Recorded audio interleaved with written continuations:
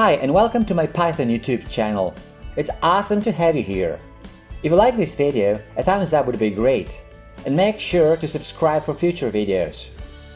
I also have a blog at prosperocoder.com with lots of cool stuff, so feel free to check it out.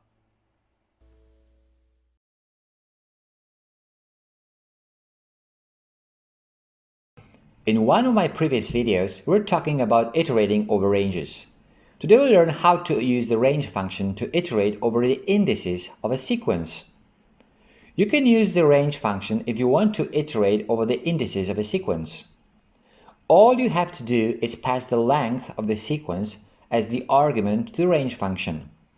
So, an example. Here we have a list of cars. Cars equals Porsche, Chevrolet, and so on. And now, let's use the range function to iterate over the indices of that list.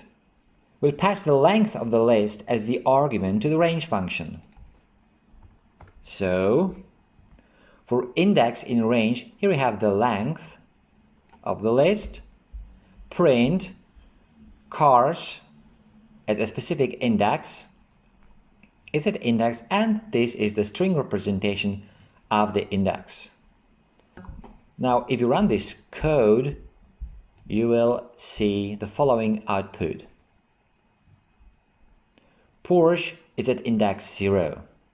Chevrolet is at index 1, and so on.